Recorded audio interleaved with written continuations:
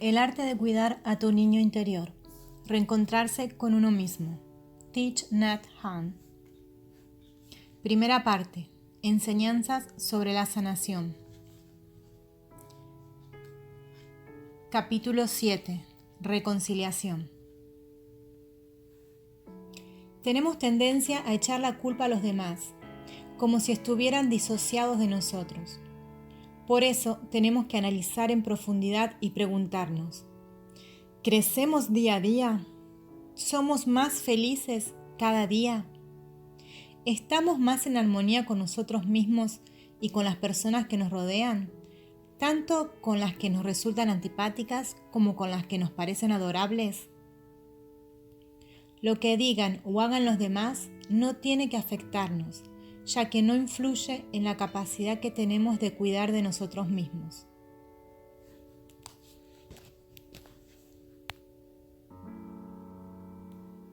Podemos tratar de hacer todo lo posible para ayudar realmente a los demás en vez de juzgar y regañar y comportarnos de una manera que cree conflictos a nuestro alrededor.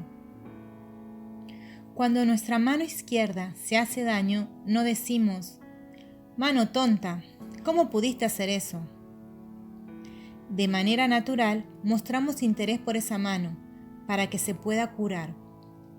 Así es como podemos ver a las demás personas de nuestra familia o comunidad que no están del todo bien, a las que se hiere con facilidad, a las que tienen muchas dificultades.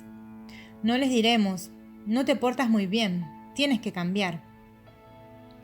Podemos aprender a cuidar de ellos igual que lo haríamos con nuestra mano izquierda lesionada. Cuando nos enfadamos con alguien es porque no somos capaces de ver los numerosos elementos en él que no son de él. No vemos que esa persona está exteriorizando la energía del hábito que se le ha transmitido. Cuando observamos en mayor profundidad, podemos aceptar a esa persona con más facilidad. Esto nos sucede también con nosotros mismos. Cuando podemos ver en nosotros todos los elementos que nos han llegado de otras personas, como nuestros padres y nuestros antepasados, y también de nuestro entorno, entonces podemos ver que gran parte de nuestra severidad con nosotros mismos y con los demás procede de otras raíces, de otros elementos. Nos observamos y podemos comprender: «Ah, ese es mi abuelo juzgando a mi amigo». Cada interacción que se produce con intención y sin juicio aumenta la conciencia plena de los diversos modos en que nuestros pensamientos, palabras y acciones no son solamente nuestros.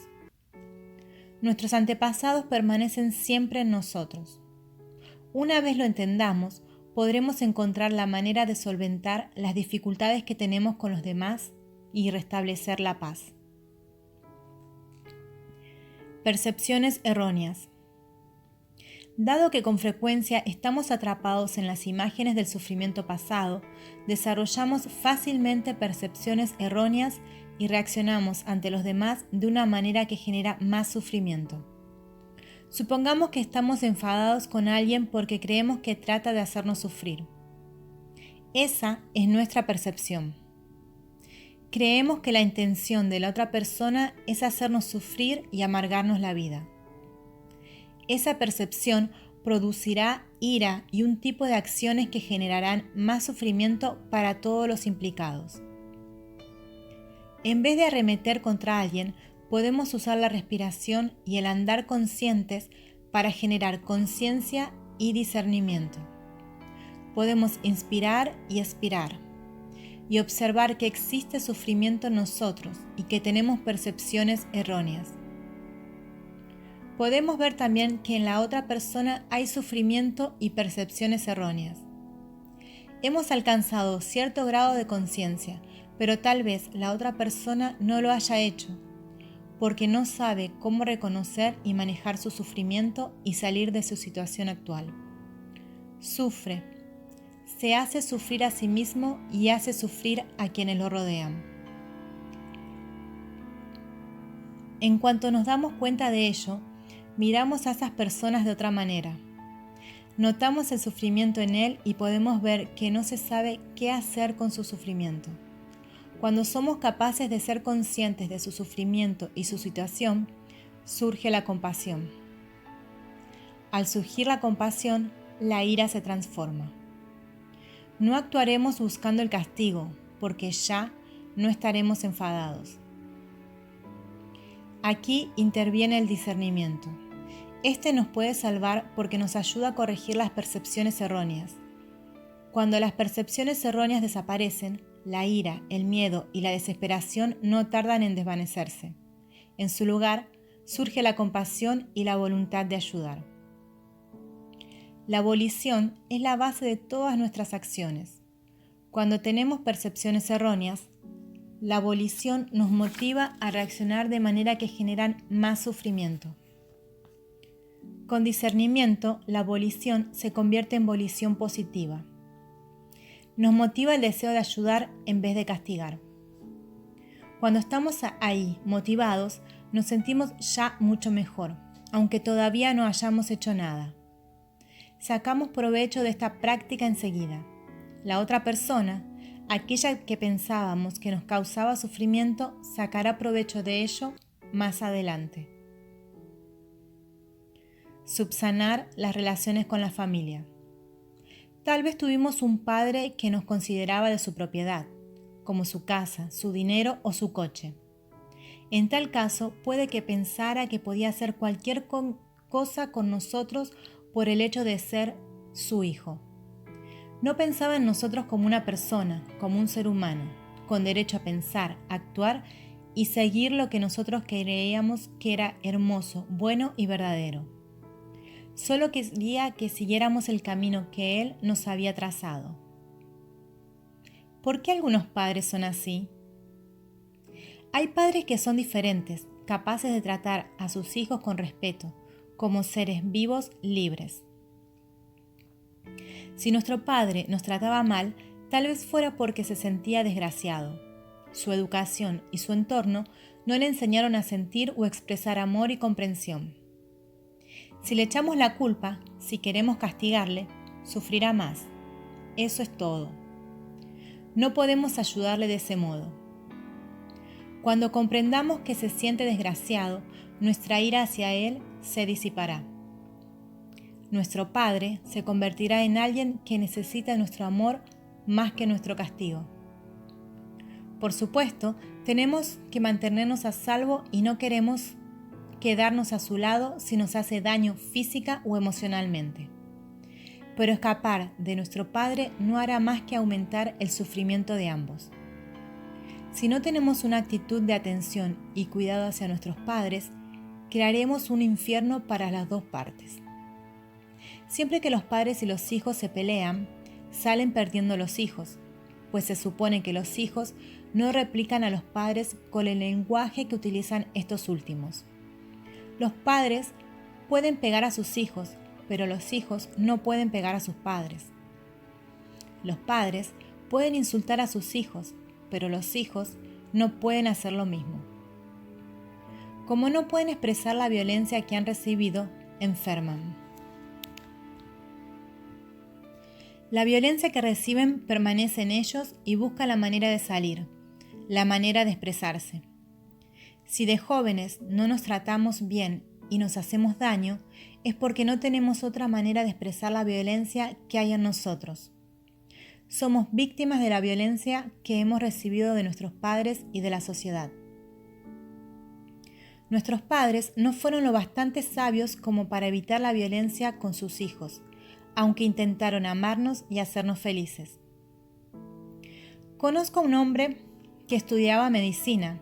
Su padre era médico. El muchacho parecía uno de esos jóvenes que se promete que será diferente a su padre. Pero cuando se convirtió en padre, hizo con sus hijos exactamente las mismas cosas que su padre había hecho con él. Les gritaba y los criticaba continuamente. De niños nos prometemos que haremos lo contrario de lo que hacían nuestros padres. Sin embargo, cuando tenemos hijos, con frecuencia repetimos los hábitos de nuestros padres. Esta es la rueda del samsara, el ciclo repetitivo del sufrimiento vital de generación en generación. Nuestra práctica se dirige a interrumpir la rueda del samsara, a detener nuestros hábitos e impedir que afecten a la relación con nuestros hijos. Ambas generaciones deben ser conscientes de la violencia que nos destroza y destroza a las personas que amamos. Ambas partes tienen que buscar el camino de la observación profunda, porque ambas generaciones son solo víctimas. Los hijos piensan que son víctimas de los padres y los padres que son víctimas de los hijos. Seguimos echándonos la culpa unos a otros. No aceptamos el hecho de que la violencia está en ambas partes. En vez de pelearnos entre nosotros, deberíamos unirnos, en tanto que padres e hijos, compañeros, para buscar juntos una salida. Que hayamos sufrido no significa que tengamos que seguir haciéndonos sufrir mutuamente. Unos y otros sufrimos mucho por las mismas causas. Por tanto, deberíamos ser aliados en vez de enemigos. Albergamos suficiente sufrimiento en nosotros como para que nos enseñe a no cometer la misma equivocación. Buda decía: ante cualquier cosa que ocurra, trata de ver su naturaleza profunda. Una vez empezamos a comprender su naturaleza, cómo ha llegado a suceder, estamos ya en la senda de la liberación. Por eso, el miembro de una pareja tiene que recurrir a su pareja, el amigo al amigo, la madre a la hija. Juntos nos ponemos de acuerdo con el hecho de que ambas partes hemos sufrido, de que ambas partes albergamos violencia, odio y aflicciones en nuestro interior.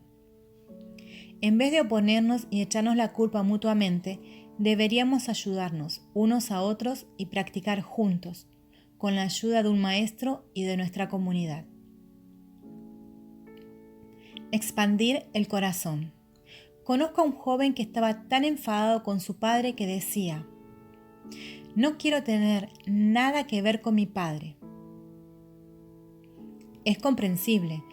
Siente que todo su sufrimiento procede de su padre y quiere ser completamente distinto de él. Quiere estar absolutamente aislado de esa parte de su existencia. Pero si analiza en profundidad, se dará cuenta de que aunque odie a su padre con todo su ser, él es su padre. Es la prolongación de su padre. Odiar a su padre es odiarse a sí mismo. No hay más alternativa que aceptar a nuestro Padre. Si tenemos el corazón pequeño, aún no podremos abrazarle. Tenemos que tener un corazón grande. ¿Cómo hacer que el corazón sea grande para que haya en él lugar suficiente para abrazar a nuestro Padre? La práctica de observar en profundidad es la única que ayuda al corazón a expandirse hasta hacerse inconmensurable. Un corazón mensurable no es un corazón grande. Hay 4 elementos que constituyen el amor verdadero, los llamados 4 inconmensurables: Maitri, bondad; Karuna, compasión; Mudita, alegría; y Upeksha, ecuanimidad, no discriminación. Practicamos con estos elementos para transformar el corazón en algo inconmensurable. Cuando el corazón empieza a expandirse, a agrandarse, somos capaces de contener y asumir cualquier tipo de sufrimiento. Cuando abracemos el sufrimiento en nosotros, ya no sufriremos más. Buda describe el corazón inconmensurable con la siguiente analogía. Si cae en nuestro vaso de agua algo de suciedad, no beberemos esa agua, tendremos que tirarla. Pero si ponemos esa suciedad en un río inmenso, podemos aprovechar el agua. El río es grande, puede aceptar la suciedad y podemos beber agua de él. Cuando el corazón es pequeño, no podemos asumir la cantidad de dolor y sufrimiento que otra persona o la sociedad nos infligen. Pero si el corazón es grande, podemos abrazar el dolor y no tenemos que sufrir. La práctica de los 4 inconmensurables hace que el corazón sea grande como un río. La meditación metta. Metta significa bondad. Procede de la palabra mitra, que significa amigo. La meditación metta nos ayuda a hacernos amigos de nosotros mismos y de los demás. Comenzamos con una aspiración, que yo. Luego trascendemos al nivel de la aspiración y examinamos en profundidad todas las características positivas y negativas del objeto de nuestra meditación. En este caso, nosotros mismos. La intención de amar no es todavía amor. Observamos en profundidad, con todo nuestro ser, para comprender. No nos limitamos a repetir las palabras.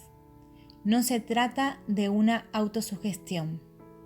Examinamos en profundidad el cuerpo, los sentimientos, las percepciones, las formaciones mentales y la conciencia.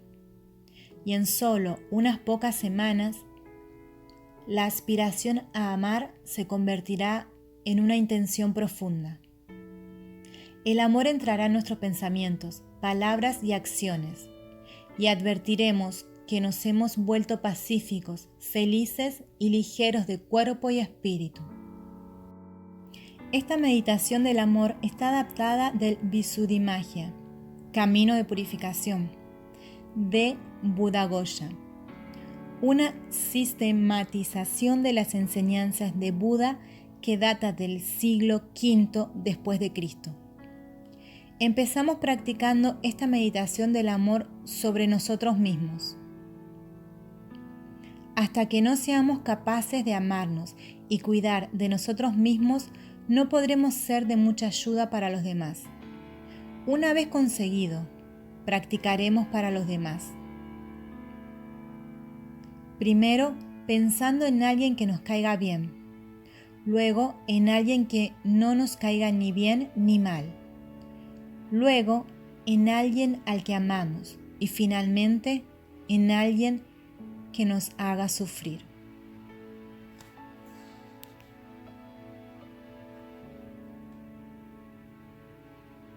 Que yo me sienta pacífico, feliz y ligero en cuerpo y espíritu.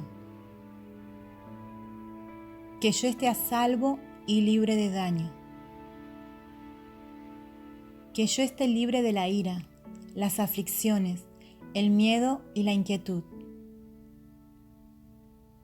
Que yo aprenda a observarme a mí mismo con los ojos de la comprensión y del amor.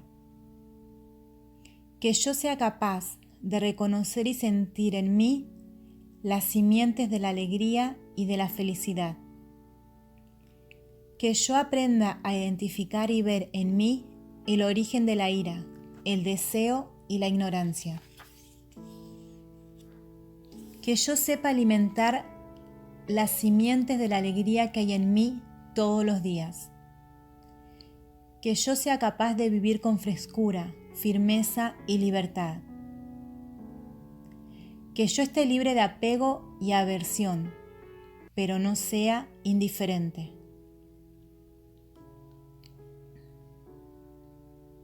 El amor no es solo la intención de amar, sino que es la capacidad de reducir el dolor y ofrecer paz y felicidad. La práctica del amor aumenta la contención, la capacidad de ser pacientes y abrazar las dificultades y el dolor. Si tenemos un corazón grande, puede abrazar el dolor del sufrimiento. Tener contención no significa tratar de reprimir el dolor. tratado de paz. Si nosotros y nuestra pareja, nuestra familia, no queremos sufrir, no queremos quedar atrapados en la culpa y la discusión, podemos firmar un tratado de paz. Podemos decir: cariño, sé que hay una semilla de ira en ti. Sé que cada vez que riego esa semilla, tú sufres y también me haces sufrir a mí. Por eso me comprometo a abstenerme de regar la semilla de la ira que hay en ti. Lo prometo. Por supuesto, prometo también no regar la semilla de la ira que hay en mí. Por favor, cariño, trata de comprometerte tú a lo mismo. En tu vida diaria, por favor, no leas, veas ni consumas nada de que riegue la semilla de la ira y la violencia que pueda haber en ti. Sabes que tengo en mí una semilla de la ira que es bastante grande, y cada vez que riegas esa semilla diciendo o haciendo algo, yo sufro y te hago sufrir. Así pues, seamos inteligentes y no reguemos cada uno la semilla de la ira y la violencia que hay en el otro. Esa es una parte del tratado de paz que podemos firmar con nuestro ser querido, nuestra pareja, nuestro progenitor o nuestro hijo. Es magnífico que podamos tener a otras personas de la familia o de la comunidad como testigos de la firma. De acuerdo con el tratado de paz, cada vez que surja la ira, no diremos ni haremos nada. Entraremos en nuestro interior y cuidaremos de nuestra ira, y practicaremos el examen en profundidad para identificar y conectar con el origen del sufrimiento. El primer discernimiento que consigamos tal vez es el que el principal origen de nuestro sufrimiento es la semilla de la ira que hay en nosotros, y que la otra persona es solo una causa secundaria. Podemos observar a esa persona y ver que no conoce la práctica ni sabe cómo manejar y cuidar la violencia que hay en su interior. Esa persona ha sufrido muchas veces y se ha convertido en víctima de su propio sufrimiento. Por eso, sigue sufriendo y haciendo sufrir a la gente que está a su alrededor. Eso es lógico. Necesita ayuda más que un castigo. Ese puede ser el segundo discernimiento que tengamos. Podemos ir más allá. Si esa persona necesita ayuda, ¿quién la ayudará? Nos damos cuenta de que somos la persona que mejor la comprende y tenemos el deber de conectar con nuestro interior y ayudarla. Cuando nace en nosotros el deseo de ayudarla, sabemos que la ira se ha transformado en compasión. Ya no sufrimos más. Estamos motivados por el amor, por la compasión de conectar con nuestro interior y ayudar. Conozco a mucha gente joven que ha practicado en Plum Village y que ha reconectado con su interior para ayudar a sus padres. Ya no odian a sus padres. Escribir una carta. Conocí a un joven que sentía mucha ira hacia su madre. Yo había pedido a todos los asistentes del retiro del que él formaba parte que escribieran las cualidades positivas de sus padres. El joven se dijo a sí mismo: bueno, escribir las cualidades de mi padre es fácil, pero en cuanto a mi madre, no creo que haya mucho que pueda escribir. Sin embargo, al empezar a escribir, se sorprendió cuando una tras otra fue enumerando las cualidades positivas de su madre. No tuvo suficiente con una página. Dio la vuelta a la hoja y siguió escribiendo. Durante ese tiempo practicó la observación en profundidad y comprendió que su madre tenía muchas cualidades positivas. Estaba enfadado con ella por una sola cosa, y esa ira había tapado todo lo demás. Al final del ejercicio había redescubierto a su madre como una persona maravillosa. Y como parte siguiente del ejercicio, se sentó a escribirle una carta llena de cariño. En la carta decía: Madre, me siento muy feliz y orgulloso de tener una madre como tú.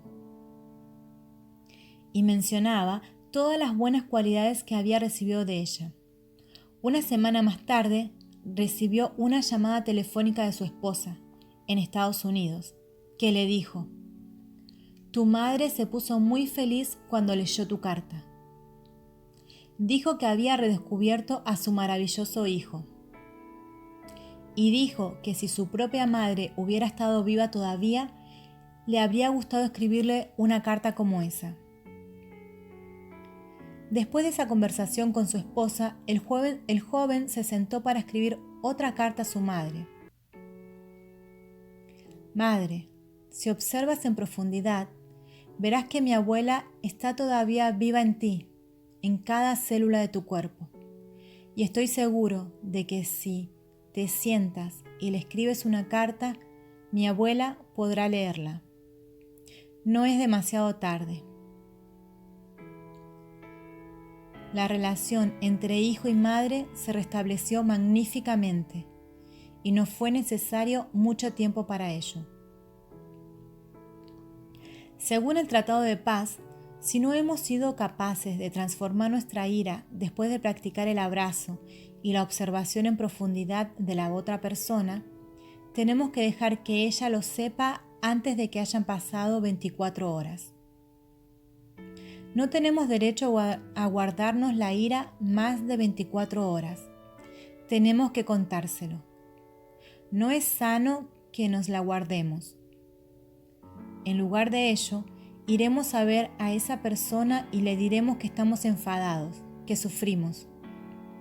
Y si sentimos que todavía no podemos decirlo con tranquilidad, podemos escribirle en una hoja de papel.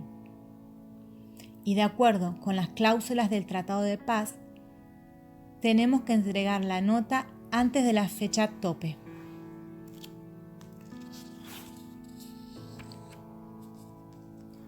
Tres frases para la reconciliación. En Plum Village practicamos 3 frases cuando estamos disgustados con alguien. Puede que quieras escribirlas y guardarlas en tu cartera como recordatorio. La primera es: Cariño, estoy enfadado, sufro y quiero que lo sepas. Con palabras amables le dices la verdad, que sufres, que estás enfadado con él o ella. Podemos sentirnos arrogantes o farisaicos. Cuando la otra persona venga a preguntar si todo va bien, si estamos enfadados, podríamos decir: yo, enfadado, a mí no me pasa nada. Pero en vez de eso decimos: cariño, estoy enfadado, realmente enfadado, sufro, quiero que lo sepas. Y si quieres seguir un poco más, puedes decir: no entiendo por qué me has dicho tal cosa, por qué me has hecho esto. Sufro mucho. Este es el contenido de la primera fase. La segunda frase es: trato de hacerlo lo mejor que puedo. Eso significa que estoy practicando. Significa que sé que cada vez que me enfade no debo decir ni hacer nada, sino volver a conectar conmigo, con mi respiración, abrazar conscientemente mi ira y observarla en profundidad para ver cómo arraiga en mí. Hago todo lo que puedo. Le mostramos al otro que estamos practicando, que sabemos cómo manejar la ira. Eso inspirará respeto y confianza por su parte. Es también una invitación indirecta a que el otro practique y se pregunte: ¿qué he dicho? ¿Qué he hecho para hacerle sufrir tanto? Y ese será ya el principio de la práctica. La segunda frase le invita pues a analizar en profundidad si ha sido injusto en lo que hizo o dijo. La tercera frase es: por favor, ayúdame. Porque tal vez yo solo no pueda transformar este sufrimiento, esta ira. Si somos capaces de ponernos a escribir esta tercera frase, sufriremos ya menos. Cuando nos convertimos en pareja, cuando nos convertimos en amigos en la práctica, tenemos que compartir tanto la felicidad como el sufrimiento. Ahora sufro, quiero compartirlo contigo y necesito tu apoyo. Si eres capaz de escribir esa línea, habrás vencido tu orgullo.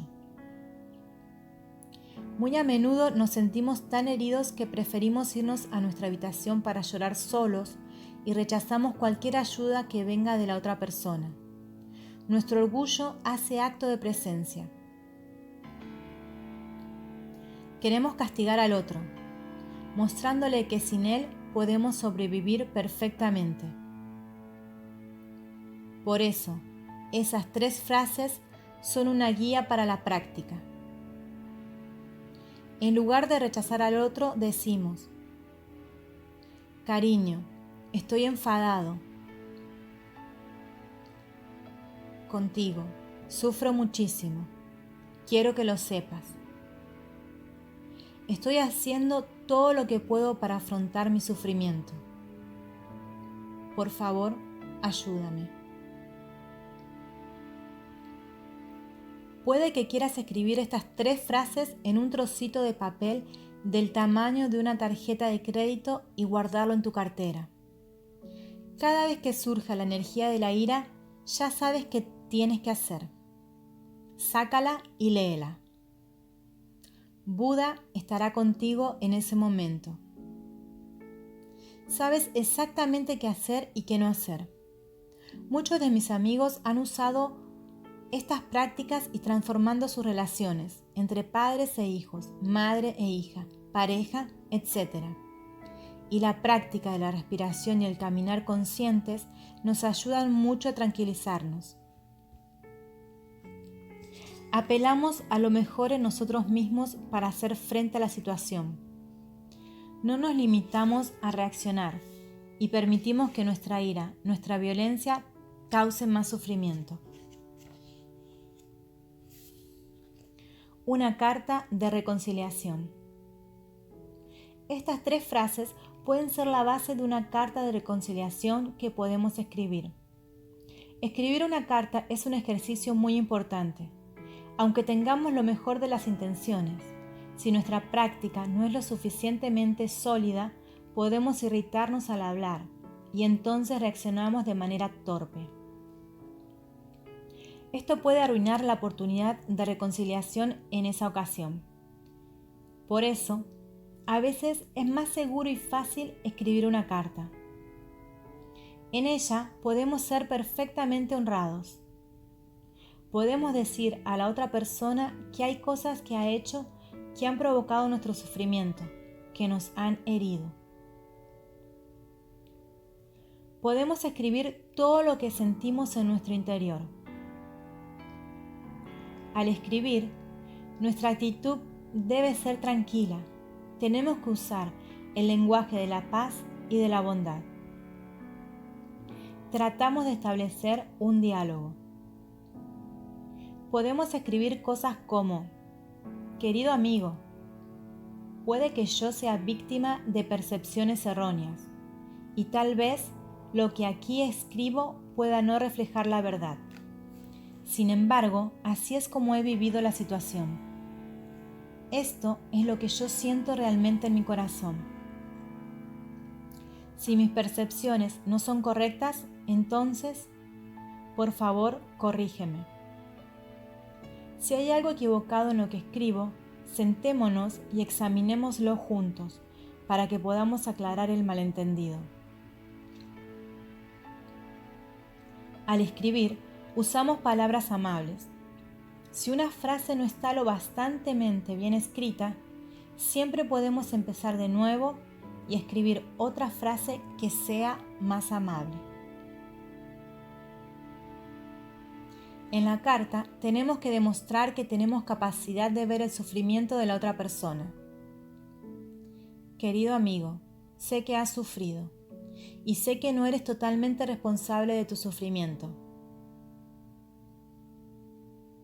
Cuando practicamos la observación en profundidad, descubrimos algunas de las raíces y causas del sufrimiento de la otra persona.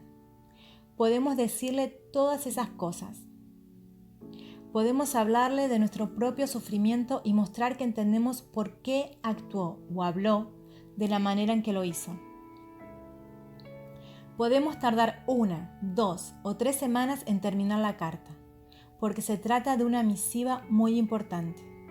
Esa carta es crucial para nuestra felicidad. El tiempo que pasamos redactándola e incluso es más importante que el año o los 2 años que algunos hemos podido pasar escribiendo la tesis doctoral. Nuestra tesis no es tan crucial como esa carta. Redactar una carta así es lo mejor que podemos hacer para hacer un avance significativo y restaurar la comunicación. Nosotros somos el mejor médico, el mejor terapeuta para nuestro ser querido, porque somos el que mejor conoce a esa persona. No tenemos que estar solos al hacerlo. En la práctica contamos con hermanas y hermanas que puedan proyectar luz y ayudarnos con la carta. Las personas que necesitamos están justo ahí, en nuestra comunidad. Cuando escribimos un libro, pasamos el manuscrito a amigos y especialistas para pedir consejo. Nuestros compañeros practicantes son especialistas porque todos ellos practican la escucha profunda, la observación profunda y el discurso amable. Por eso, enseñaremos la carta a una hermana y le pediremos que nos diga si el lenguaje es lo suficientemente amable, lo suficientemente tranquilo y si el discernimiento es lo suficientemente profundo. Después, se la enseñaremos a otro hermano o hermana. Seguiremos con este proceso hasta que sintamos que la carta será capaz de producir una transformación en la otra persona y la sanará.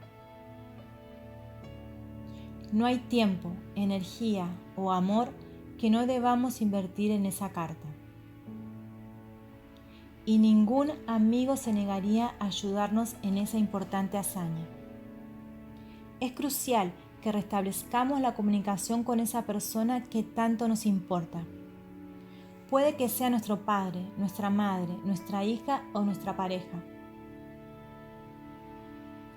Puede ser la persona que está sentada a nuestro lado. Podemos empezar inmediatamente. Podemos empezar a escribir esa carta hoy mismo. Descubriremos que con tan solo un lápiz y una hoja de papel podemos practicar y transformar nuestra relación. Mientras practicamos meditación sentados o caminando, mientras trabajamos en el jardín, limpiamos o cocinamos, no pensamos en la carta. No obstante, todo lo que hagamos estará relacionado con la misma. El tiempo que pasamos escribiendo en nuestro escritorio es solo el tiempo de poner los sentimientos en el papel, pero no es el momento justo en el que producimos la carta. Creamos la carta cuando regamos el huerto, cuando practicamos la meditación caminando, cuando cocinamos para la comunidad. Todas estas prácticas nos ayudan a gozar de mayor estabilidad y calma. La atención plena y la concentración que generamos pueden ayudar a que crezca la semilla de la comprensión y la compasión que hay en nosotros. Si la carta procede de la atención plena que hemos estado generando a lo largo de todo el día, será una misiva maravillosa. Aunque no estemos pensando en la carta que escribiremos a nuestro ser amado, la carta se está escribiendo en lo más profundo de nuestra conciencia. No podemos limitarnos a sentarnos a escribir. Tenemos que hacer también otras cosas. Beber té, preparar el desayuno, lavar la ropa, regar el jardín. El tiempo dedicado a hacer estas cosas es sumamente importante. Tenemos que hacerlas bien. tenemos que ponernos al 100% a guisar, regar el huerto o fregar los platos. Debemos disfrutar de todo lo que hacemos y hacerlo en profundidad. Esto es muy importante para nuestra carta y para cualquier otra cosa que queramos generar.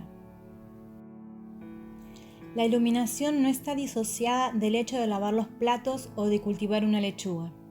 La práctica consiste en aprender a vivir cada momento de la vida diaria en profundidad, con mindfulness y concentración. La conceptualización y la creación de una obra de arte se producen justo en esos momentos de la vida cotidiana. El momento en que empezamos a escribir la canción o el poema no es más que el momento de traer al mundo al bebé. El bebé tiene que estar ya en nosotros para que podamos traerlo al mundo.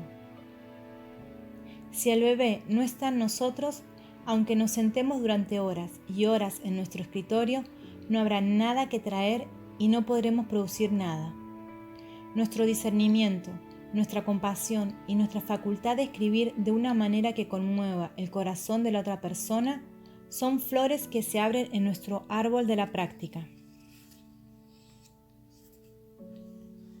Deberíamos hacer buen uso de cada momento de la vida diaria para permitir que florezcan el discernimiento y la compasión. Es la energía del mindfulness presente en nosotros la que nos permite escribir una carta de amor real y reconciliarnos con la otra persona.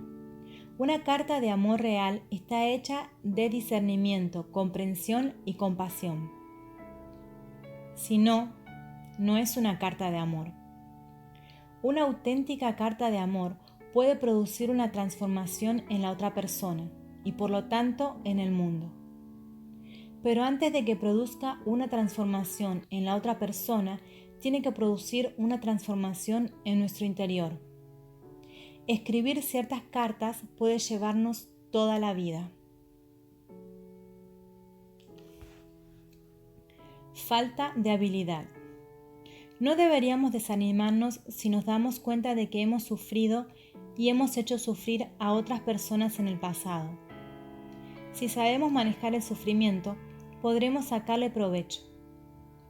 Por supuesto, hemos cometido equivocaciones. Por supuesto, no hemos sido muy hábiles. Por supuesto, nos hemos hecho sufrir. Por supuesto, hemos hecho sufrir a las personas que nos rodean. Pero eso no nos impide comenzar de nuevo y hacer las cosas mucho mejor el año que viene, o incluso dentro de un momento. Deberíamos considerar el sufrimiento de manera que pueda convertirse en algo positivo. Todos hemos cometido errores y hemos sido torpes. Pero eso no nos impide mejorar, volver a empezar y transformarnos. Cuando algo está mal, queremos arreglarlo ya. Queremos hacer que el dolor y el sufrimiento, lo que está mal, desaparezca tan rápidamente como sea posible. Pero cuando surge alguna dificultad, el primer paso no es arreglarla, sino reconocerla. Después de haber pasado algún tiempo con nosotros mismos, nos es más fácil acercarnos a la persona con la que estamos batallando. Podemos decir: cariño, sé que estás en los últimos meses o en los últimos años. Has sufrido mucho. En cierta medida soy responsable de tu sufrimiento. No he estado muy atento. No he comprendido lo suficientemente tu sufrimiento y tus dificultades. Puede que haya dicho o hecho cosas que empeoraran la situación. Lo siento, no pretendía hacerlo. Quiero tu felicidad, tu seguridad, tu libertad y tu energía. Dado que no te he sabido entender bien, ni he entendido lo suficiente, lo bastante tu sufrimiento, en ocasiones he sido torpe. Puedo haberte dado la impresión de que quiero que sufras, pero no es cierto. Por eso, te pido, por favor, que me hables de tu sufrimiento para que no vuelva a cometer el mismo tipo de error. Tu felicidad es crucial para mi felicidad. Necesito tu ayuda. Cuéntame tus miedos, tus preocupaciones, tus dificultades, para que pueda ayudarte con más facilidad. Este es el tipo de lenguaje que nace de esa conciencia. Muchas personas no están lo bastante atentas para ver las dificultades, el sufrimiento, el enfado y el dolor de sus hijos.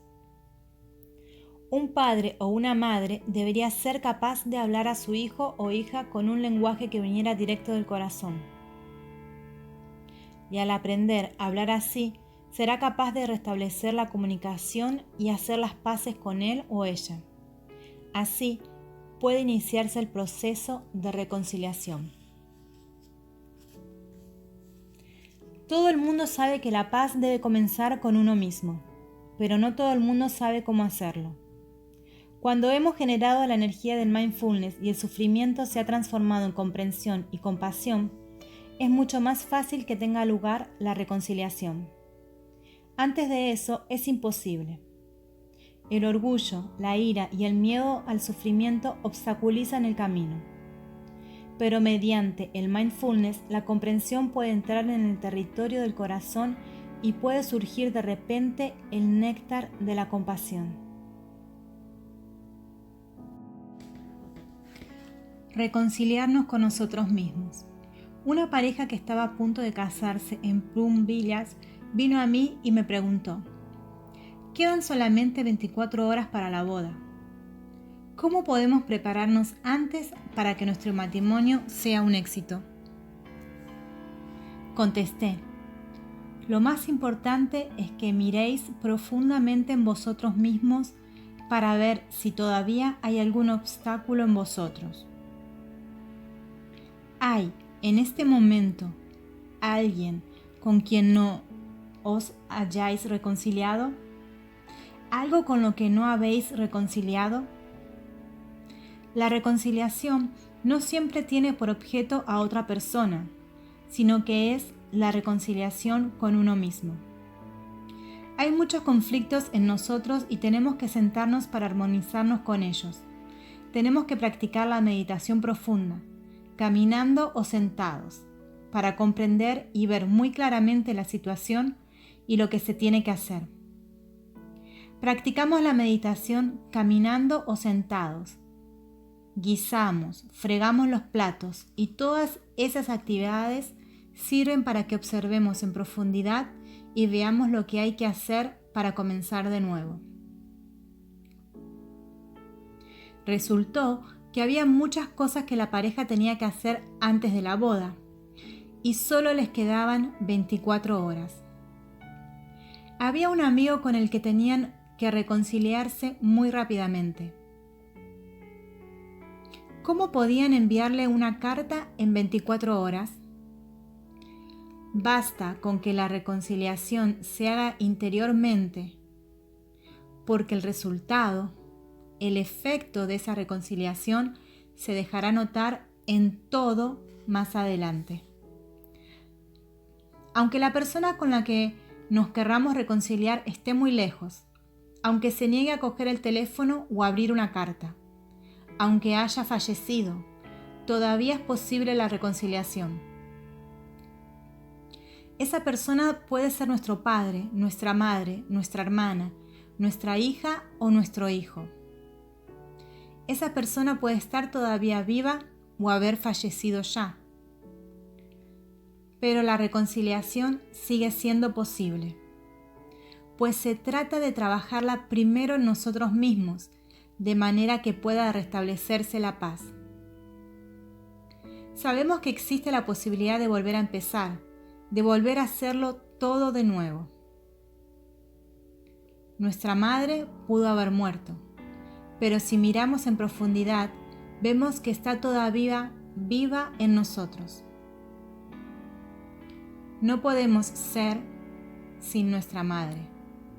Aunque la odiemos, aunque estemos enfadados con ella, aunque no querramos pensar en ella sigue estando en nosotros. Y aún más, ella es nosotros. Y nosotros somos ella. Somos la hija o el hijo de nuestra madre, nos guste o no. La reconciliación se gesta en el interior de uno mismo. Reconciliarse con la madre, el padre, el hijo, la hija o la pareja significa reconciliarse con uno mismo.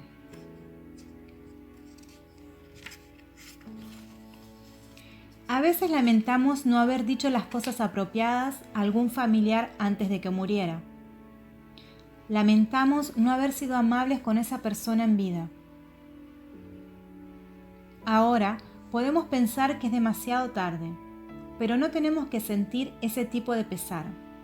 Esa persona sigue estando en nosotros y nosotros podemos comenzar de nuevo. Le sonreiremos y le diremos las cosas que debiéramos haber dicho y que no tuvimos la oportunidad de decir. Dilo justo ahora y lo oirá. A veces no tenemos que decir nada. Nos limitaremos a vivir en el espíritu que hemos encontrado en la práctica de comenzar de nuevo, y esa persona lo sabrá. A un veterano estadounidense que había matado a 5 niños en Vietnam le dije: no tienes que seguir sufriendo a causa de los 5 niños que mataste. Si sabes cómo vivir tu vida, cómo salvar a los niños del presente y del futuro, esos 5 niños te comprenderán, te sonreirán y te apoyarán en tu sendero de práctica. No hay ninguna razón por la que debamos quedar atrapados en nuestro complejo de culpa. Todo es posible. El pasado no se ha ido. El pasado está todavía disponible en la forma del presente. Si sabemos cómo conectar en profundidad con el presente, conectaremos con el pasado e incluso podremos cambiarlo. Esa es la enseñanza de Buda. Si hemos dicho algo desagradable a nuestra abuela, que ya murió, podemos empezar de nuevo. Nos sentaremos, practicaremos la inspiración y la expiración consciente y le pediremos a nuestra abuela que esté allí, en nosotros. Le sonreiremos y diremos: abuela, lo siento, no volveré a decir algo así. Y veremos sonreír a nuestra abuela. Esa práctica nos traerá paz, nos renovará y llevará un montón de alegría y felicidad a quienes nos rodean y a las generaciones futuras. Cuando herimos a otras personas. ¿Qué podemos hacer cuando herimos a alguien y a raíz de eso, esa persona nos considera su enemigo? Esa persona podría ser miembro de nuestra familia, de nuestra comunidad o estar en otro país. Creo que sabemos la respuesta. Hay algunas cosas que podemos hacer. La primera es dedicar tiempo a decir lo siento. Te hice daño por mi ignorancia, por mi falta de atención, por mi torpeza. Trataré de hacer todo posible para ser más comprensivo. No te diré nada más por el momento. No quiero herirte de nuevo. A veces no tenemos la intención de herir, pero al no estar lo bastante atentos o no ser lo suficientemente hábiles, acabamos hiriendo a alguien. Es muy importante ser conscientes en la vida diaria, de modo que podamos hablar de una manera que no hiera a los demás. Lo segundo que hay que hacer es tratar de sacar lo mejor de nosotros mismos, nuestra flor, para transformarnos. Es la única manera de demostrar lo que acabamos de decir. Cuando hayamos renovado nuestra actitud y nos mostremos agradables, la otra persona lo notará muy pronto. Entonces, cuando haya oportunidad de acercarnos a ella, podemos presentarnos ante ella como una flor, y ella notará inmediatamente que somos muy diferentes. Puede que no tengamos que decir nada. Al vernos así, nos aceptará y nos perdonará. Eso es hablar con nuestra vida y no solo con palabras. Cuando empezamos a ver que nuestro enemigo sufre, estamos al inicio del discernimiento. Cuando vemos en nosotros mismos el deseo de que la otra persona deje de sufrir, eso es un signo de amor auténtico. Pero cuidado, a veces podemos pensar que somos más fuertes de lo que realmente somos. Para poner a prueba nuestra fuerza real, trataremos de acercarnos a la otra persona para escucharla y hablar con ella. Descubriremos enseguida si nuestra compasión amorosa es real. Necesitamos que la otra persona esté allí para poner a prueba nuestra fuerza. Si solo meditamos sobre un principio abstracto, como la comprensión o el amor, puede tratarse únicamente de nuestra imaginación, en vez de una comprensión real o un amor real. Reconciliarse significa dejar atrás la visión dualista y la tendencia a querer castigar a la otra persona. La reconciliación se opone a toda forma de ambición y no toma partido. La mayoría de la gente quiere tomar partido en un conflicto. Distinguimos lo justo de lo injusto, basándonos en pruebas parciales o en habladurías. Pensamos que necesitamos indignación para actuar, pero incluso siendo legítima, la indignación justa no es suficiente. El mundo no carece de personas dispuestas a lanzarse a la acción. Lo que necesitamos son personas capaces de amar y de no tomar partido, de manera que puedan abrazar la realidad entera. Tenemos que seguir practicando el mindfulness y la reconciliación hasta que veamos los cuerpos de los niños hambrientos como si fueran el nuestro, hasta que el dolor de los cuerpos de todas las especies sea el nuestro. Entonces habremos alcanzado la no discriminación, el amor auténtico. Entonces podremos mirar a todos los seres con los ojos de la compasión y podremos hacer un trabajo real para ayudar a aliviar el sufrimiento.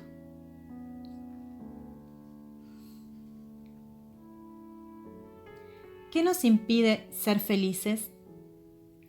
Cuando practicamos es porque queremos aprender de nuevo a caminar, a respirar, a sentarnos, a caminar de manera que sean posibles la paz y la alegría durante todo el tiempo que caminamos. A inspirar de manera que haya paz, vida y compasión. Al desayunar, comamos de tal forma que se posibilite la libertad y la alegría. Es algo que aprendemos, algo para lo que podemos prepararnos con la ayuda de la Sangha, de nuestros hermanos y hermanas en la práctica. Hay quienes son capaces de respirar con atención plena, de disfrutar y saborear el momento presente. Una inspiración puede aportar mucho placer. Al inspirar, estoy vivo. Es el momento de celebrar la vida que está ahí. Sabemos que estamos vivos y es posible vivir la vida de verdad, celebrar la vida a cada momento. Al inspirar, sé que estoy vivo. Al expirar, sonrío a la vida. Todo el mundo puede hacerlo. Todo el mundo puede inspirar y celebrar la vida con cada inspiración. Pero hay algo que se interpone en nuestro camino. Al andar, cada paso puede ayudarnos a conectar con las maravillas de la vida que están ahí. Sabemos que la primavera está ahí, que el sol está ahí, que la vida está ahí, que las flores nos sonríen. Teóricamente, deberíamos ser capaces de conectar con esas maravillas para que nos nutran, para que nos sanen. Pero algo se interpone en nuestro camino y nos impide ser felices y estar a gusto. Hemos perdido la sonrisa. Sin embargo, podemos recuperarla. Cada paso que damos, conectando con la vida y sus maravillas, puede convertirse en una celebración de la vida. Al andar así, andamos con libertad, libres del sufrimiento, del miedo y de la desesperación. Esa libertad es la base de la felicidad. Cuando andamos, lo hacemos como una persona libre, y cuando somos libres, podemos conectar con las maravillas de la vida que nos sanan y nos nutren. ¿Qué nos impide andar así? Celebrar la vida a cada paso que damos. ¿Cuál es ese obstáculo? Tenemos que identificarlo y llamarlo por su nombre. ¿Qué nos impide andar, respirar o desayunar con alegría y felicidad? Sabemos muy bien que el presente es el único momento en el que podemos conectar con la vida. El pasado ya no está aquí. El pasado ya está dotado de vida y el futuro todavía no ha llegado. El pasado no es algo real, el futuro tampoco. Solo es real el momento presente. Por eso, la práctica consiste en conectar con el momento presente, estar disponibles para el momento presente, anclarnos en el momento presente. Así podremos conectar con la vida y vivirla realmente. Y eso se hace con un solo paso, con una sola respiración, con una taza de té, con un desayuno, con un tañido de campana. Y todo eso nos devuelve al momento presente para que podamos vivir nuestra vida. Nos preparamos para andar de manera que cada paso, cada inspiración, cada expiración nos aporte felicidad, nos aporte vida.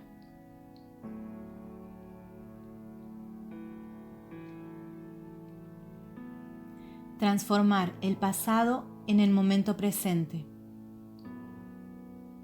Quizá veamos que no tenemos ningún problema mientras estamos en el retiro o en el centro de práctica, pero al volver a casa el problema, tal vez la otra persona, estará allí. Hemos pasado por un montón de dificultades en el pasado y pensamos que él o ella es un problema y que por eso no nos es posible respirar, contemplar los narcisos, porque siempre estamos pensando en el momento en que tendremos que volver a casa y ver a esa persona. Así no somos libres. No podemos disfrutar realmente de la inspiración y la expiración, porque no dejamos de pensar en eso. Nos deslizamos una y otra vez hacia el pasado. Sin embargo, podemos afianzarnos realmente en el aquí y el ahora. Solo podemos vivir el aquí y el ahora. El miedo a enfrentarnos a la otra persona no debe preocuparnos. Al observar en profundidad, vemos que tenemos la capacidad de dominar la situación con la práctica de la respiración consciente y de afianzarnos en el momento presente. Somos capaces de manejar todo tipo de circunstancias. Es como saber usar el gas para cocinar y la electricidad para calentar la casa.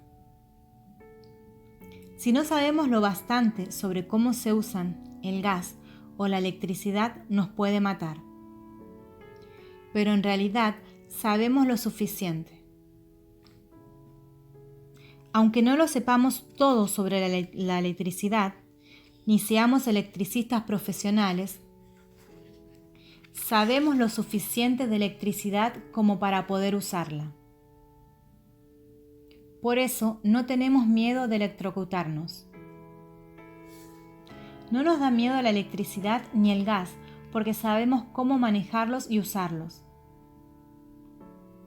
Podemos morir a consecuencia del gas o la electricidad, pero no porque esas energías quieran matarnos. No, desde luego que no. En realidad, el gas puede ayudarnos a cocinar, a hacer buenos platos, y la electricidad puede resultarnos útil de múltiples formas en casa.